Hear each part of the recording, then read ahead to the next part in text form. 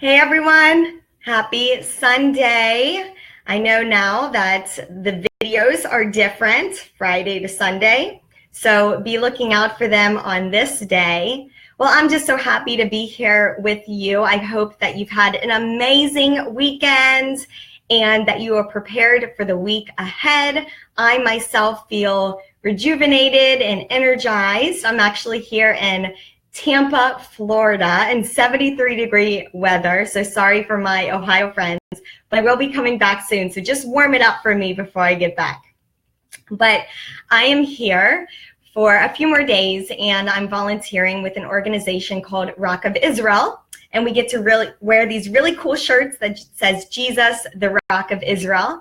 And basically we have a booth at the Florida Fair where we are selling Judaica, things from Israel, and we also get to pass out tracts and talk about Jesus. So there's just been some really cool stories of opportunities I've had to pray with people and to hear awesome testimonies and people who are interested in Israel and just have that love and understanding of God's place for Israel and how we should be constantly thinking and praying and remembering them.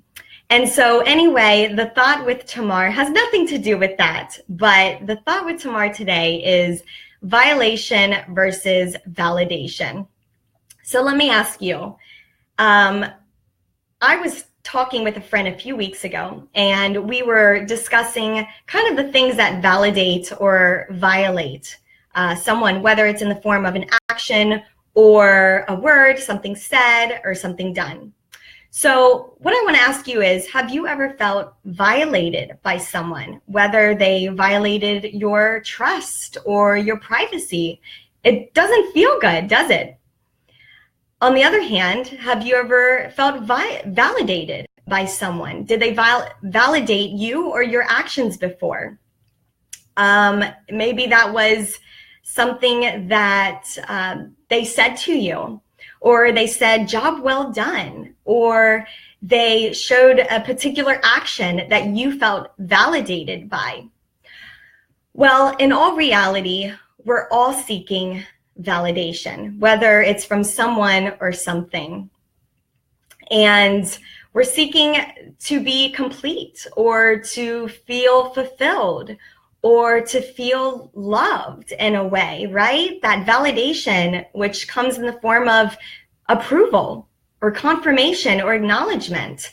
And so we're seeking that every day, whether it's from someone or something, and something ultimately to fulfill us. It's my personal belief that that type of validation can only be found in God.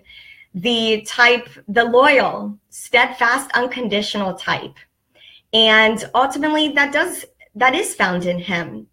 But the good news outside of that is that we also have the power and the grand opportunity to extend validation to one another. So that is an opportunity that we have on a regular basis. So my challenge or crazy thought to you today is that what if you were to take those very things that happened perhaps to you in the past, those very things that were perhaps painful, those things that you just put behind you or don't really think about or want to think about, those things that violated you, your trust, your privacy, your promises, perhaps that were destined you or made for you or said over you.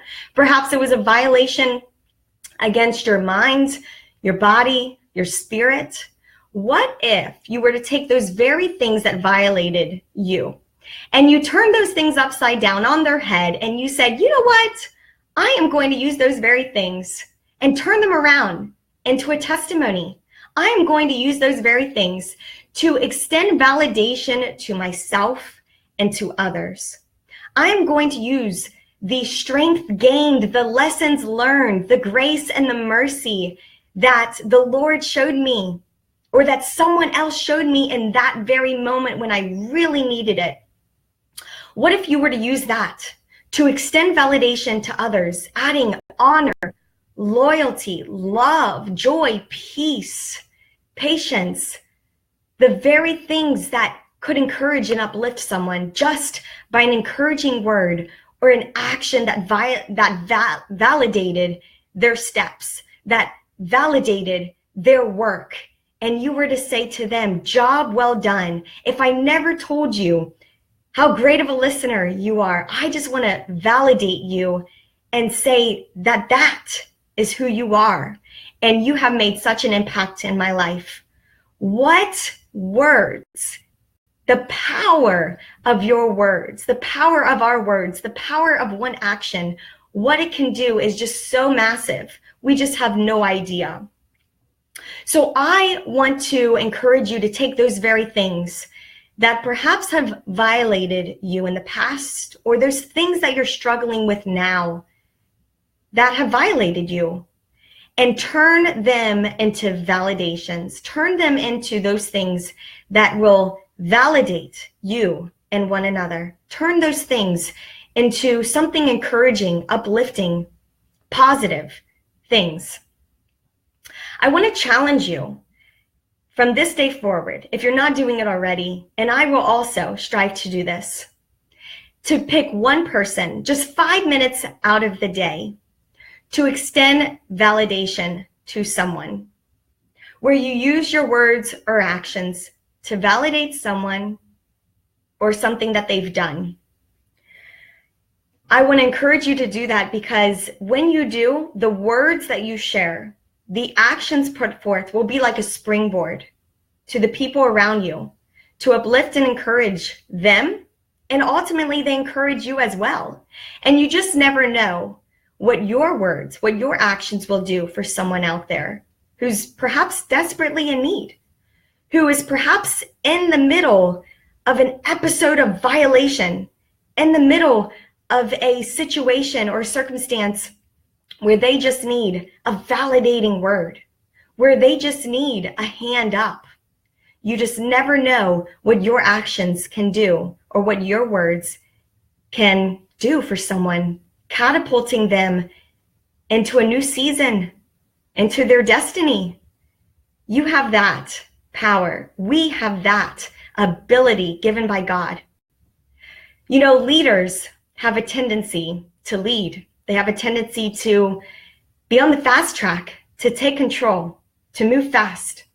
But sometimes a good leader needs to slow down and realize that it's the people beside them and the people behind them that ultimately lead them from where they are to where they want to be, that take them from where they are to achieve the results they want to see. So I want to encourage you to validate yourself, to encourage, uplift you, yourself, and those around you. Choose validation over violation. Happy Sunday. God bless you. And I look forward to connecting next week.